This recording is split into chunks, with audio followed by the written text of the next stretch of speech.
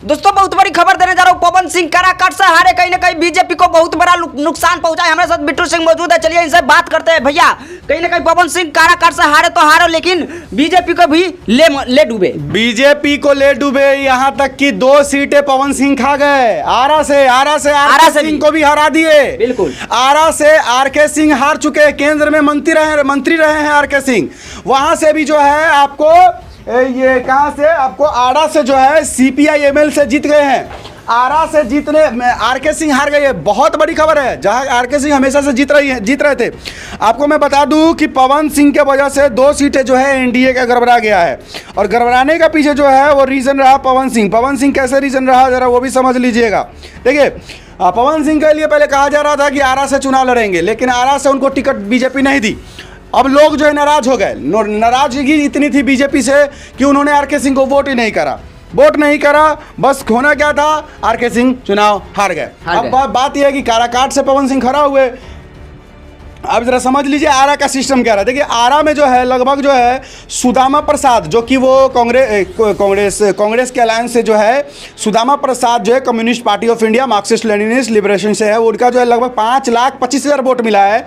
और आरके सिंह जो है उनको मात्र 4,62,000 वोट मिला है। लगभग मान लीजिए तो 1 लाख से कम के आसपास का हेरफेर आरके सिंह हार गए हैं। और आरके सिंह इसलिए हार गए हैं भाई मेरे, क्योंकि पवन सिंह का जो समर्थक था वो गुस्सा गया, क्योंकि पवन सिंह को आरा से टिकट नहीं मिला।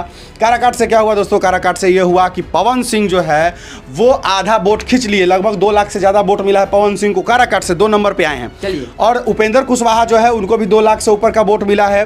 दोनों अगर देख लीजिए तो दोनों को आधा वोट मिला। अगर दोनों एक साथ रहते, मतलब उपेंद्र कुशवाहा और पवन सिंह दोनों बीजेपी के लिए लड़ते अगर, तो मान लीजिए 4 लाख वोट आता। और राजाराम सिंह कुशवाहा को 3 लाख वोट मिला है, तो मतलब राजाराम सिंह कुशवाहा जीत गए, क्योंकि इन दोनों को 2-2 लाख मिला, उनको 3 लाख मिला तो वो जीत गए। अगर यही दोनों आदमी एक साथ मिल जाते तो इन लोगों को 4 लाख मिलता, वो 3 लाख तो हार जाते। लेकिन राजाराम सिंह कुशवाहा बाजी मार गए, कांग्रेस के खाते में चली गई वो, इंडिया अलायंस के खाते में चली गई वो सीट काराकाट से, जो कहीं ना कहीं पवन सिंह जो है अपने आप भी हार गए। उनको भी हरा दिए, उपेंद्र कुशवाहा को भी हरा दिए, और आरा से आरके सिंह को भी हरा दिए। कहीं ना कहीं ये सब चीज़ें जो है पवन सिंह पर इसलिए लोग ब्लेम लगा रहे हैं, क्योंकि पवन सिंह के फैंस जो है नाराज़ हो गए थे। आरा के जितने भी फैंस थे, समर्थक से, सब नाराज हो गए थे बीजेपी से, जिस वजह से आरके सिंह को वो लोग वोट ही नहीं दिए। बिल्कुल, कहीं ना कहीं हमें कहा जाता है कि हमारे नवादा में कहीं ना कहीं बहुत जनसलाभ हमारे गुंजन सिंह के साथ रहते थे, लेकिन गुंजन सिंह को इतना कम वोट मिले, इतना कम 30,000 प्लस कहीं ना कहीं वोट मिले, 26,000 वोट मिले हैं, वो हार गए हैं। बताइए इस पर क्या कहना चाहते हैं। गुंजन सिंह को लगभग 26,000 का आंकड़ा मिला है, मतलब समझिए 30,000 वोट भी नहीं मिल पाया है। और विवेक ठाकुर जी को कितना वोट मिला, लगभग जो है 2 लाख से ऊपर का जो आंकड़ा वो छुए हैं। गुंजन सिंह के साथ भले ही जन सैलाब था, लेकिन कहीं ना कहीं जो है जैसे ही ये आपका रिजल्ट आया है, देखने वाली बात है कि गुंजन सिंह को जो है इतना चौंकाने वाला मतलब वोट मिला है कि लोग भी आश्चर्य में पड़ गए हैं कि आखिर में जो इतना गुंजन सिंह को मनीष कश्यप सपोर्ट में गए थे, मनीष कश्यप सपोर्ट कुछ नहीं कर पाए। देखिए विवेक ठाकुर जो बीजेपी से, उनको 4,08,000 वोट मिला, लगभग 4 लाख जो है विवेक ठाकुर को मिला है। बीजेपी से कैंडिडेट है, कहा जा रहा था कि बाहरी है वोट नहीं मिलेगा, लेकिन विवेक ठाकुर बीजेपी से देखिए गर्दा वोट मिला, 4 लाख वोट मिला है। और श्रवण कुमार कुशवाहा जो राष्ट्रीय जनता दल थे, लालटेन छाप से थे, 3,40,000 वोट मिला है। और गुंजन सिंह जो है उनको मात्र 29,444, मतलब लगभग 30 से कम मिला है, 30,000 से कम।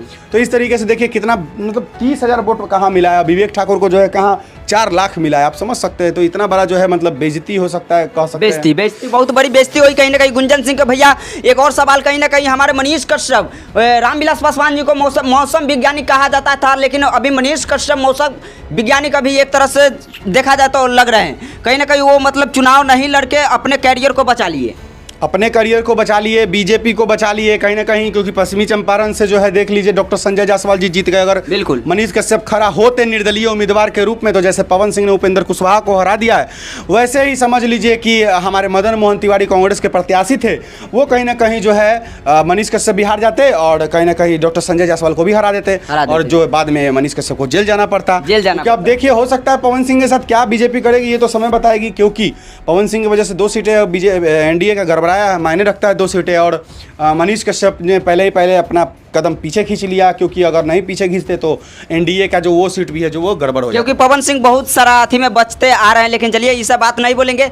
हमारे मतलब हाजीपुर के लेके भैया कहीं ना कहीं हमारे चिराग पासवान कहीं ना कहीं बहुत बड़ा धमाल मचा दिए हैं। पाँच के 5 सीट जीत गए हैं भैया। देखिए चिराग पासवान जी का जो पार्टी है एलजेपी आरबी यानी कि एलजेपी रामविलास, वो 5 सीटों से लड़ रही थी। 5 के 5 सीटें जो हैं वो जीत दर्ज करे हैं हमारे चिराग पासवान जी 5 के 5 सीट दर्ज करे हैं। और उन 5 सीटों पे जो है आपको मैं बता देना चाहता हूँ, समस्तीपुर में जीत दर्ज किए हैं। और मैं आपको बता दूं हाजीपुर से चिराग पासवान जी खुद खड़े थे, जीत दर्ज किए। वैशाली से बीना देवी थी, वो भी जीत दर्ज किए हैं। और मैं आपको बता दूं जमुई से उनके अरुण भारती, हाँ वो भी जीत दर्ज किए हैं एलजेपी आरबी से। और मैं आपको बता दूं खगड़िया से जो थे वो भी जीत दर्ज किए। मतलब लगभग समझिए कि 5 सीटें जो थी, जो 5 के 5 है वो चिराग पासवान जी से जीत गए हैं। और सबसे बड़ी बात जो है चिराग पासवान जी हाजीपुर से ऐतिहासिक जीत दर्ज किए हैं। लगभग 6 लाख वोट इनको मिला है चिराग पासवान जी को। शिवचंद्र राम जो यहाँ से जो अपोजिशन पार्टी के राष्ट्रीय जनता दल से थे, उनको मात्र 4,45,000 वोट मिला है। लगभग 1,70,000 वोटों से जो है चिराग पासवान जी हाजीपुर से जीत दर्ज किए हैं। और काफ़ी शानदार जीत हुई है। और कहीं ना कहीं चिराग पासवान जी ने क्रेडिट भी दिया है कि नरेंद्र मोदी जी जो है उन्हीं की वजह से हमने जीती है। जाते जाते एक और सवाल है भैया, कहीं ना कहीं हमारे तेजस्वी यादव जी के क्या हाल चाल है बताइए। तेजस्वी यादव जी का हाल चाल बस यही है कि तेजस्वी यादव जी की जो पार्टी है उन्होंने जो जीत दर्ज किया है वो पाटलिपुत्रा से जीत दर्ज किया है आरजेडी जो है। और आपको जहानाबाद से, औरंगाबाद से, और आपको मैं बता दूं बस इतना ही जो है आरजेडी के खाते में आया है। और सबसे बड़ी बात मैं ये भी बता दूं आपको, आरजेडी जहां से भी जीती है, पाटलिपुत्रा से चलिए मीसा भारती थी वो तो जीतना तय था, चलिए ठीक है। लेकिन मैं आपको बता दूं बक्सर से आरजेडी अगर आगे हुई है तो इसके पीछे निर्दलीय प्रत्याशी बक्सर से आनंद मिश्रा, आईपीएस आनंद मिश्रा है। आपको मैं बता दूं जहानाबाद से अगर आरजेडी जीत रही है तो इसके पीछे का कारण है हमारे आशुतोष कुमार, वहाँ से निर्दलीय प्रत्याशी थे वो। तो ये सब जो है कहीं ना कहीं, औरंगाबाद से भी आरजेडी जीत रही है। तो कहीं ना कहीं जो आरजेडी को जीत मिली है इसमें जो है सबसे बड़ा खेल रहा है निर्दलीय प्रत्याशियों का। और आरजेडी को जो इस तरीके से ज़्यादा सीटें तो नहीं मिली, जो भी मिली है ठीक है। फिर कांग्रेस को भी मिली है लगभग जो है पूरे बिहार में 10 सीटें जो है लगभग इंडिया अलायंस के पास है। चलिए कम से कम पिछला बार तो 1 सीट मिली थी इंडिया अलायंस को, सिर्फ 1 सीट किशनगंज से। चलिए कम से कम 9 ज़्यादा मिल रहा है, 10 सीटें मिल रही है तो मायने रखता है। बहुत बहुत बिल्कुल उनको शुभकामनाएं हैं कि इंडिया अलायंस को भी बिहार से 10 सीटें मिली है, एनडीए को 30 सीटें मिली है। काफ़ी बड़ा झटका मिला है नरेंद्र मोदी जी को, जहाँ 40 के 40 सीटें कहा जा रहा था कि इंडिया अलायंस के पास जाएगी, लेकिन खेला गड़बड़ा गया।